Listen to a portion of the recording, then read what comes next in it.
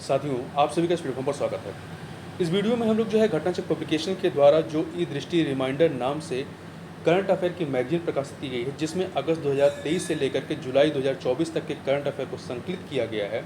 और इसी मैगजीन में आपको 5 प्रैक्टिस सेट दिए गए हैं। प्रत्येक प्रैक्टिस सेट में 50 प्रश्न हैं और ये प्रश्न जो हैं आपके अगस्त 2023 से लेकर जुलाई 2024 तक के घटनाक्रमों पर आधारित हैं और काफ़ी महत्वपूर्ण है और ये आपके आगामी परीक्षाओं के लिए काफ़ी महत्वपूर्ण साबित होंगे। तो इसी में से जो प्रैक्टिस सेट नंबर 2 है उसको यहाँ पर हम लोग कंप्लीट करेंगे। और यदि आपको इस पुस्तक का पीडीएफ चाहिए तो पीडीएफ का लिंक जो है वो डिस्क्रिप्शन बॉक्स में दे दिया जाएगा।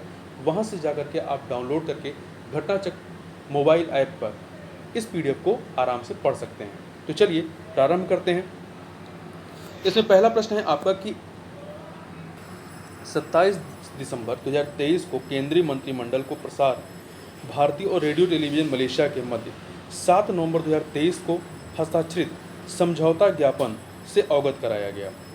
इस समझौता ज्ञापन के बाद प्रसार भारती द्वारा विभिन्न देशों के साथ हुए समझौता ज्ञापनों की संख्या कितनी हो गई है? तो यह जो कुल संख्या हो गई 46 हो गई है। अगला प्रश्न है कि दिसंबर 2023 के मध्य अंतर्राष्ट्रीय गीता महोत्सव 2023 कहाँ आयोजित किया गया? तो ये कुरुक्षेत्र में आयोजित किया गया।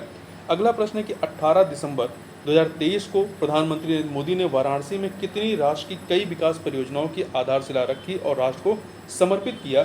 तो ये कितनी थी, कितने बजट की थी? तो 19,150 करोड़ रुपए से अधिक की विकास परियोजनाओं की आधारशिला रखी। अगला है 15 दिसंबर 2023 को राष्ट्रपति द्वारा मंजूर जम्मू एवं कश्मीर आरक्षण संशोधन अधिनियम 2023 कमजोर और वंचित वर्गों सामाजिक जातियों के नामकरण को अन्य पिछड़ा वर्ग में परिवर्तित करने हेतु आरक्षण अधिनियम की किस धारा में संशोधन किया गया? तो धारा 2 में संशोधन किया गया है।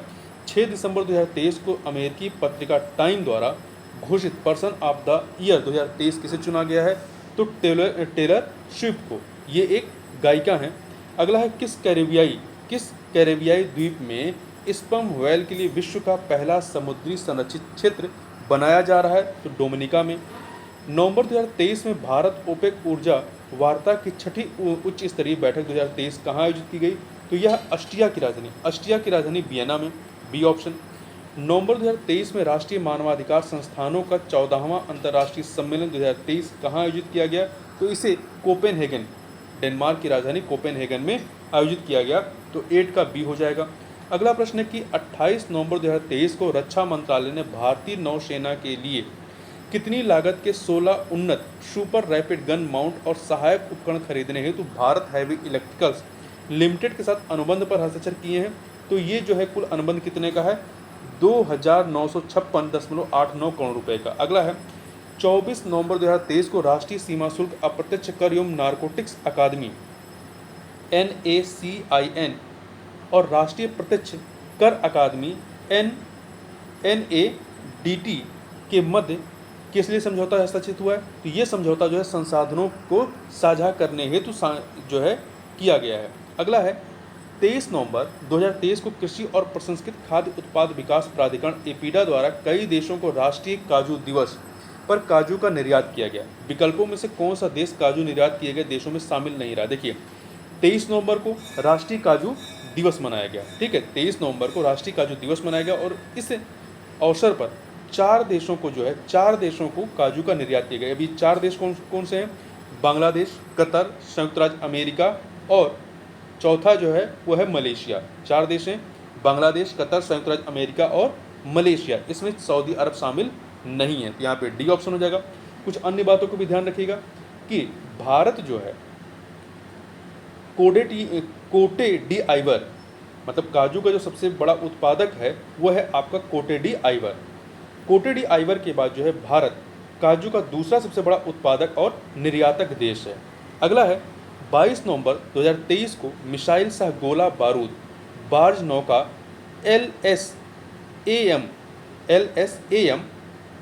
9 यार्ड 77 का अंतरण कहाँ किया गया? तो इसका अंतरण जो है आपका नौसेना डाक यार्ड मुंबई में किया गया। 21 नवंबर 2023 को घोल मछली को किस राज्य की राज्य मछली घोषित किया गया है? तो गुजरात की, सी ऑप्शन। नवंबर 2023 में कहाँ पर ASWC परियोजना के चौथे जहाज अमीनी का जलावतरण किया गया? तो ये जलावतरण कहाँ किया गया? कटुपल्ली कहाँ पे है? तमिलनाडु में। 8 नवंबर 2023 को भारतीय तटरक्षक बल के जहाज आईसीजीएस संग्राम को सेवा मुक्त कर दिया गया। 4 नवंबर 2023 को भारतीय तटरक्षक बल के किस जहाज को सेवा मुक्त किया गया? मतलब 8 नवंबर को आईसीजीएस संग्राम को किया गया है, इससे पहले 4 नवंबर को किसको सेवा मुक्त किया गया है? तो आईसीजीएस समर को किया गया है। सी ऑप्शन अगला है। हाल ही में किस भारतीय राजनयिक को international institute for the unification of private law की गवर्निंग काउंसिल के लिए चुना गया है? तो उमा शेखर को चुना गया है। किसे? उमा शेखर को। अगला प्रश्न है आपका, दिसंबर 2023 में कौन भारतीय नौसेना में युद्धपोत पर तैनात होने वाली पहली महिला अधिकारी बनी है? तो इनका नाम क्या है? प्रेरणा देवस्थली बनी है भारतीय नौसेना में युद्धपोत पर तैनात होने वाली पहली महिला अधिकारी। 28 दिसंबर 2023 को विजयकांत का निधन हो गया। वह क्या थे? ये अभिनेता और राजनेता दोनों थे। तो सी ऑप्शन हो गया, ए और बी। 28 दिसंबर 2023 को केंद्र सरकार ने किसे केंद्रीय औद्योगिक सुरक्षा बल सीआईएसएफ का महानिदेशक नियुक्त किया है? तो नीना सिंह को नियुक्त किया। नीना सिंह केंद्रीय औद्योगिक सुरक्षा बल सीआईएसएफ की महानिदेशक नियुक्त होने वाली पहली महिला है। विश्व का पहला 3D प्रिंटेड मंदिर भारत के किस राज्य में बनाया गया? तमिलनाडु में। भारत का पहला दूरसंचार उत्कृष्टता केंद्र कहाँ स्थापित किया जाएगा? तो पहला दूरसंचार उत्कृष्टता केंद्र जो है उत्तर प्रदेश के सहारनपुर में स्थापित किया जाएगा। अगला है 29 नवंबर 2023 को अरुणाचल प्रदेश के मुख्यमंत्री पेमा खांडू और भारत में अमेरिका के राजदूत एरिक गार्सेटी ने कहाँ हम्प द्वितीय विश्व युद्ध संग्रहालय का उद्घाटन किया? तो अरुणाचल प्रदेश के पासीघाट में। दक्षिण पूर्व एशिया का पहला नाइट स्काई अभ्यारण्य भारत के किस राज्य केंद्र शासित प्रदेश में स्थापित किया जाएगा? तो लद्दाख में। दिसंबर 2023 में किस भारतीय संगठन या संस्था को प्रतिष्ठित 9वां लीफ एरिक्सन लूनर प्राइज प्रदान किया गया? तो इसरो को प्रदान किया गया है। दिसंबर 2023 में किसे राष्ट्रीय तानसेन सम्मान 2023 प्रदान किया गया है? तो राष्ट्रीय तानसेन सम्मान 2023 जो है ये पंडित गणपति भट्ट को प्रदान किया गया है।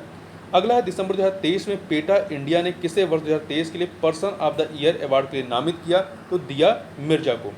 19 दिसंबर 2023 को घोषित FIH हॉकी स्टार अवार्ड 2023 में किसे लगातार तीसरी बार महिला गोलकीपर ऑफ द ईयर चुना गया है? तो सविता को, भारतीय टीम की सविता को।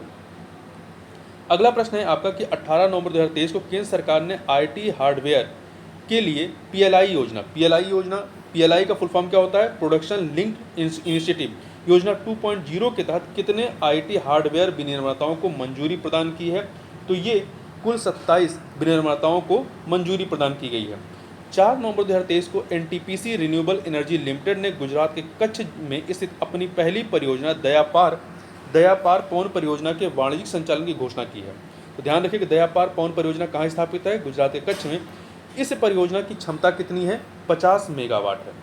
भारत की सबसे बड़ी पंप भंडारण परियोजना मध्य प्रदेश के किस जिले में स्थापित की जा रही है? तो नीमच में की जा रही है। 2 अक्टूबर 2023 को किस राज्य में सरकारी कर्मचारियों और सेवानिवृत्त कर्मचारियों तथा उनके आश्रितों को कैशलेस स्वास्थ्य बीमा प्रदान करने के उद्देश्य से मुख्यमंत्री लोक सेवक आरोग्य योजना शुरू की गई है? तो ये असम में शुरू की गई। कहाँ पे? असम में शुरू की गई है। अगला प्रश्न, दिसंबर 2023 में तीसरा इंडिया इंटरनेट गवर्नेंस फोरम 2023 कहाँ आयोजित हुआ? तो नई दिल्ली में। दिसंबर 2023 में तीसरा ग्लोबल बायो इंडिया 2023 कहाँ आयोजित हुआ? नई दिल्ली में। हाल ही में आपदा प्रबंधन पर 6वां विश्व कांग्रेस 2023 कहाँ आयोजित हुआ? तो ये आपका देहरादून में। ठीक है, 6वां विश्व कांग्रेस 2023 का आयोजन कहाँ पे हुआ आपदा प्रबंधन पे? तो ये देहरादून में आयोजित किया गया। अगला है, हाल ही में 9वां इंडिया फूड एक्सपो 2023 कहाँ आयोजित किया गया? तो उत्तर प्रदेश की राजधानी लखनऊ में। विश्व अल्पसंख्यक अधिकार दिवस 2023 कब मनाया जाता है, या यह दिवस कब मनाया जाता है? तो विश्व अल्पसंख्यक अधिकार दिवस जो है यह आपका 18 दिसंबर को मनाया जाता है। और 18 दिसंबर को ध्यान रखिए, 18 दिसंबर को मनाया जाता है। अगला प्रश्न है कि दिसंबर 2023 में 53वां विजय दिवस 2023 कब मनाया गया? 16 दिसंबर को। कब मनाया गया? 16 दिसंबर को मनाया गया। ठीक है, ये 1971 में जो आपका भारत में कह सकते हैं कि बांग्लादेश को मुक्त कराने के लिए भारतीय सेना के द्वारा जो युद्ध लड़ा गया उसी के उपलक्ष्य में इसको मनाया जाता है। राष्ट्रीय ऊर्जा संरक्षण दिवस कब मनाया जाता है? तो राष्ट्रीय ऊर्जा संरक्षण दिवस जो है प्रत्येक वर्ष 14 दिसंबर को। कब मनाया जाता है? 14 दिसंबर को मनाया जाता है। आगे चलते हैं। अगला प्रश्न है कि अंतर्राष्ट्रीय पर्वत दिवस कब मनाया जाता है? तो अंतर्राष्ट्रीय पर्वत दिवस जो है आपका 11 दिसंबर को मनाया जाता है। कब मनाया जाता है? 11 दिसंबर को। और 2023 की जो थीम थी क्या थी? Restoring mountain ecosystem. क्या थी? Restoring mountain ecosystem. अगला है 11 दिसंबर 2023 को विश्व भर में मानव अधिकार दिवस मनाया गया। तो मानव अधिकार दिवस कब मनाया जाता है? 11 दिसंबर को। 2023 का मुख्य विषय क्या था या थीम क्या थी? तो सी ऑप्शन, सभी के लिए स्वतंत्रता, समानता और न्याय। अगला है जनवरी 2024 में इंडस फूड 2024 कहाँ आयोजित किया गया? तो इंडस फूड 2024 इसका आयोजन जो है आपका ग्रेटर नोएडा, उत्तर प्रदेश के ग्रेटर नोएडा में। हाल ही में किसके नाम विश्व में सबसे लंबे बालों का गिनीज वर्ल्ड रिकॉर्ड दर्ज हुआ है? स्मिता श्रीवास्तव के नाम। हाल ही में लॉन्च की गई भारत की सबसे तेज सौर इलेक्ट्रिक नाव निम्न में से कौन सी है? तो इसका नाम है बाराकूडा है। ठीक है। दिसंबर 2023 में नए भारत का सामवेद नामक पुस्तक का अनावरण किसके द्वारा किया गया? तो पूर्व राष्ट्रपति रामनाथ कोविंद जी के द्वारा। देखिए, यह जो पुस्तक है नए भारत का सामवेद, ये प्रधानमंत्री नरेंद्र मोदी के भारतीय संविधान पर जो भाषण दिए गए उसका संकलन है। तो इसके राइटर कौन है? नरेंद्र मोदी। आगे चलते हैं। 45 क्वेश्चन नंबर देखते हैं। 29 दिसंबर 2023 को केंद्रीय मंत्री डॉक्टर जितेंद्र सिंह ने उत्तर प्रदेश के किस जिले में स्थित पुराना रामनगर ग्राम में ग्रामीण मधुमेह रोकथाम और नियंत्रण अभियान का शुभारंभ किया है? तो कहाँ पर? वाराणसी में।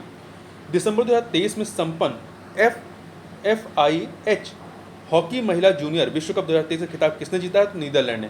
भारत को हरा करके नीदरलैंड ने जीता। तो नीदरलैंड विजेता था, उप विजेता भारत रहा।